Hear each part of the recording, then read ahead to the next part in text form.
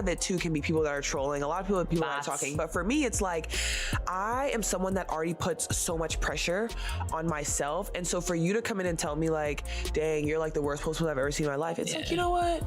Hear me out. I'm going to leave. Yeah. You can stay. I'm going to exit. Yeah. I hate when people get into this whole talking about what they think our locker room is like and what they think. I'm like, first of all, you're not in here. No. So you have no idea. And also, we're professionals. So if we want you to see something, you'll happily see it. If we don't, I guarantee you, you would never know there's a single problem. Why? Because that's none of your business, and we have more priorities, and that's winning. That right there, that's the sound of a breaking point. You just heard Indiana Fever star Aliyah Boston describe the exact moment the noise became too much.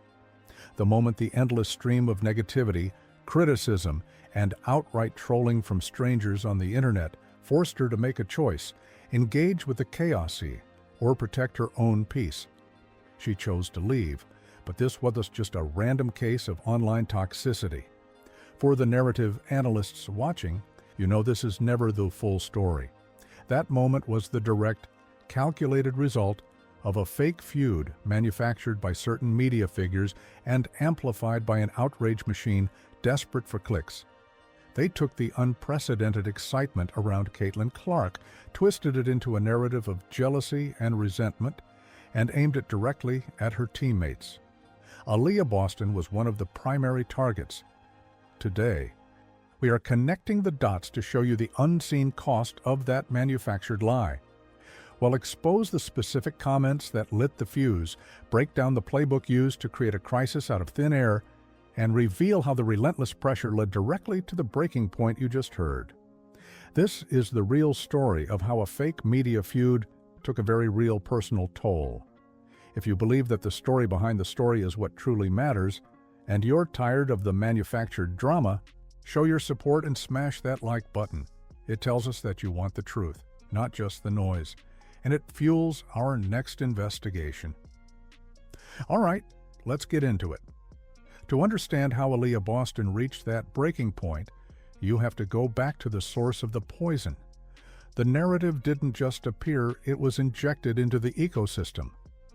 And one of the key figures pushing the syringe was WNBA legend Sheryl Swoopes. In 2024 and early 2025, Swoopes made a series of public comments that laid the groundwork for the Fever in Chaos narrative. She wasn't just offering analysis, she was pushing unsubstantiated rumors. People in the Fever were like, y'all. That's not my point. There's a lot of other going on that players are like, this ain't where I want to be. Over there. Yeah. Yeah. Some new shit going on around there. It's a lot. Yeah. So you have players that are very significant on this Indiana Fever team that are like, I don't want to be here. This is where I want to be. There's a lot of shit going on. What kind of things do you feel? I'm not in the locker room. Okay. I'm talking about more social media. Okay. It's a turn. Right? It's a turn, right? It's really a turn of the tides. Well, right? Gil, here's my point. The beginning of the year, right? Everybody saw it. Let's be perfectly clear about what was happening here. Swoopes went on a public platform and claimed that very significant players on the Indiana Fever did not want to be there. It was a bombshell accusation that suggested deep-seated rot within the locker room. When pressed for her sources, she didn't cite insiders, agents, poise, or front office leaks. She cited social media. She admitted she was not in the locker room, yet she presented these rumors as fact. This is textbook narrative warfare. You create a powerful, negative story, and you attribute it to vague, anonymous sources. It's a strategy designed to be impossible to disprove, and it immediately puts the team on the defensive. Media outlets, seeing the potential for clicks, ran with it, and suddenly, a rumor based on internet chatter was being discussed on national sports shows as a legitimate crisis. The fuse had been lit, and the target was the perceived chemistry of the Indiana Fever. That spark, lit by unsubstantiated rumor, was thrown into a room filled with gasoline, and that gasoline was the Caitlin Clark effect. Now, let's be clear, the attention Clark brought to the WNBA was, and is, a monumental positive for the league. Aliyah Boston is one of the first people to say that, but for media outlets focused on drama, this unprecedented spotlight wasn't just a tool for growth, it was a weapon. They transformed the Clark effect from a market boon into a pressure cooker. Suddenly, every single play, every timeout huddle, and every sideline interaction was being put under a microscope. With Swoopes' narrative of a fractured locker room already in their minds, a legion of online detectives and content creators started searching for evidence to confirm it. A missed pass wasn't a simple miscommunication. It was a sign of resentment, a frustrated expression. After a bad play wasn't personal disappointment, it was proof of a toxic feud. They were dissecting body language with the intensity of a Zapruder film analysis, and every single time, their conclusion was the same: there was beef between the veterans and the rookie. The entire narrative was built on a foundation of misinterpretation and outright fantasy. And no one was more aware of the absurdity of it all than Aliyah Boston herself. In her interview, she shared a moment that perfectly captures how disconnected the media's story was from the team's reality. Gosh, oh my gosh, there was so much locker room talk, and everybody I talked to were like, we vibe, we're good. I was like, what are we talking about? Like, it's so easy for people to just make all these assumptions. So people are like, oh my gosh, her body language, she was not happy, she hates this entire squad. I don't know, sometimes when you have a bad game personally, that takes a toll on you. Yeah, it's 100%. Not that you don't like the team, it's not you, but that takes a toll on you. Every single night we come out, we want to play good. And so like all the time there were locker room talks. I forgot what was the conversation one time. I woke up from my nap, getting ready to go to pregame. People are like, oh, they hate each other. We walked in the locker room, we're like, girl, you good? Yeah. I'm like, I just woke up. I couldn't tell you what's happening right now, but all I know is we about to hoop.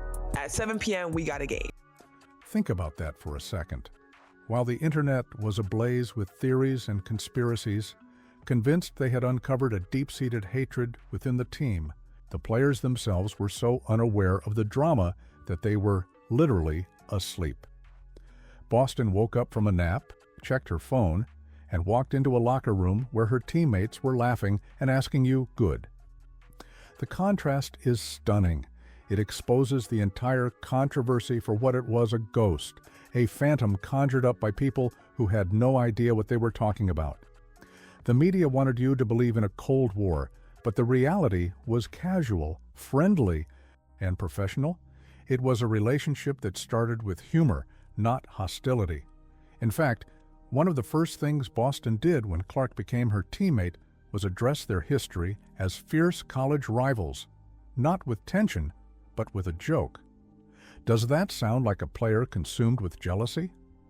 Or does it sound like a confident, mature leader breaking the ice and building the foundation for a professional relationship? She confronted the past head-on, cleared the air with a laugh, and moved on. That is how adults and professionals operate. But that story, the real story, doesn't generate clicks. A fake feud, however, is a goldmine, and the mining of that feud was about to have a very real, very personal cost. That's the part of the story the media leaves out. They sell you the drama, the conflict, the beef. They don't show you the human cost. They don't show you what it feels like to be on the receiving end of a global narrative that has painted you as a villain in your own story. For Aliyah Boston, the constant stream of negativity, fueled by these fake narratives, went far beyond simple basketball analysis. It became personal. It became a daily barrage of trolling from people who felt empowered by the media's narrative to attack her character. And that is what led to her breaking point. A lot of it too can be people that are trolling. A lot of people are talking. But for me, it's like, I am someone that already puts so much pressure on myself. And so for you to come in and tell me like, dang, you're like the worst post I've ever seen in my life. It's like, you know what? Hear me out. I'm going to leave. Yeah. You can stay.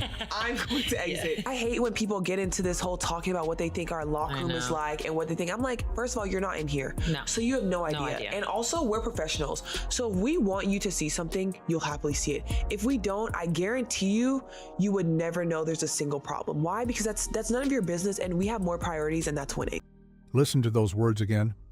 For you to come in and tell me, like, dang, you're like the worst possible I've ever seen in my life. This is the unseen cost. It's one thing to have your game critiqued. Every professional athlete deals with that. It's another thing entirely to have your value as a player and person attacked by thousands of people who have been fed a lie. Her decision to log off social media wasn't a sign of weakness. It was an act of self-preservation. It was a successful, elite athlete drawing a line in the sand and saying, "Enough." Where do you think that line is? Is it fair game to criticize a player's performance? Or has the culture of online commentary gone way too far? Let me know your take in the comments below. But Boston's response wasn't just personal, it was professional. She didn't just retreat, she recentered. She reminded everyone that while the internet was focused on manufacturing drama, the Indiana Fever was focused on winning basketball games. She made it clear that the locker room was a protected space, and the opinions of outsiders who weren't in the trenches with them simply did not matter. Her priority, and the team's priority, was the work. In the end, Aliyah Boston's Candid interview did more than just debunk a few rumors. It pulled back the curtain on the entire toxic ecosystem. It exposed how easily a fake story can be manufactured by irresponsible media figures, and how that story can inflict real, personal damage on the athletes at its center. Her breaking point was a moment of failure. It was a moment of profound clarity. It was the moment a true professional decided to filter out the noise, protect her peace, and focus on what actually matters, the game. The so-called feud was a lie, but the cost was very real. So what's your take on all this? Who do you think is more to blame for this toxic environment? The media personalities who create the fake narratives, or the social media algorithms that reward them with endless engagement? Drop your verdict in the comments. And if you believe, like we do, that the real story is always more important than the manufactured drama, make sure you subscribe to the channel and ring that notification bell. We are constantly filtering out the noise to bring you the truth, and you don't want to miss our next deep dive. Finally, if you know another fan who's tired of the hot takes and wants the real story, share this video with them. Every narrative analyst deserves to be part of the real conversation.